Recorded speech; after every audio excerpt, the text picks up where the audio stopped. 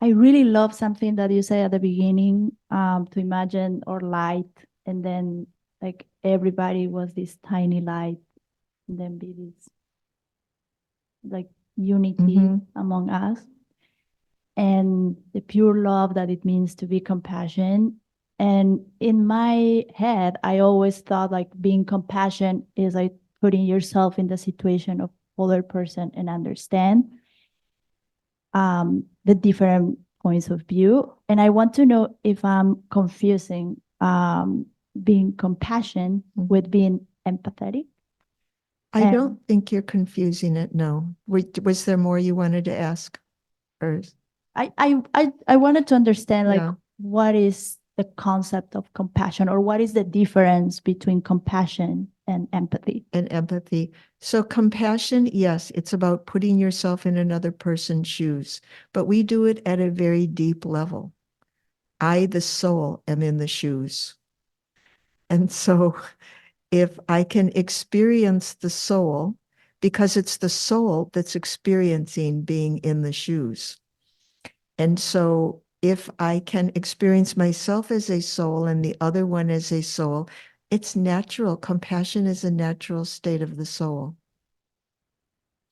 And so empathetic is, yes, this is the way you are. I totally accept that this is the way you are. And in both cases, in both compassion and in empathy, they're both empathy is kind of detaching. I didn't go into detachment because sometimes people don't like detachment. But actually, it's a part of compassion. It's a big part of empathy. I, the soul, am experiencing you presenting yourself as a soul to me. And detachment simply means I don't need anything from you. I don't want anything from you. I'm not going to try to control you, but I'm giving you my good energy. And if you have good energy for me, I will accept it. If you have energy that's not good, I won't accept it. That's where the detachment comes in. And so they're both very good practices. But compassion begins with we have to understand what we have in common. Because, as I said, we're naturally compassionate, but there are people who it's very difficult to be compassionate for, right?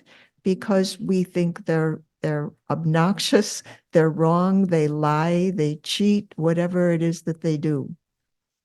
And so this is where compassion is possible if we can at least, step inside their shoes and say, this is a soul just like me, a being of peace and love and light, but this soul doesn't know it.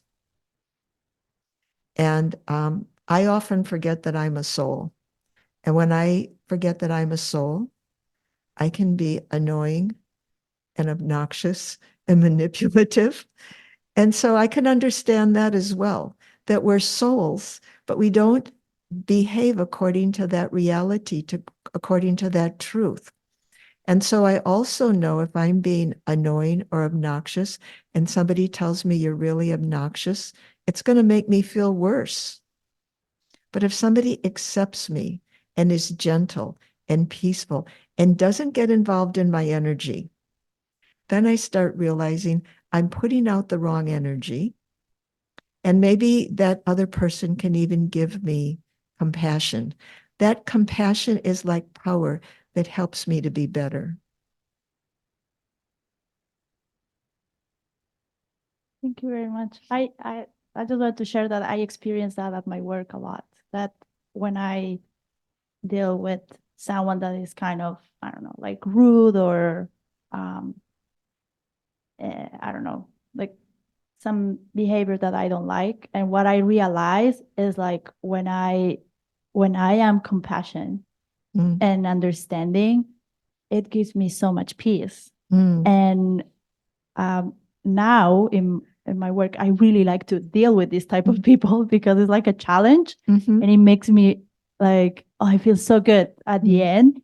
And my coworkers are like, why do you like when people is screaming into you or something like that? I was like, I love it because I like, it's my practice mm, to be like, okay, when I talk with a person, it's like, oh yes, eventually I learn what happened to them. And mhm, I'm like, oh, I get it. Mhm, Probably I will react the same way. mhm. Yeah, thank you. And that's part of the understanding, to be willing to hear their story. You know, if it's a long story, maybe we don't have to hear it on and on and on, but enough to understand that there's reasons why people act the way that they do. Good, very good practice.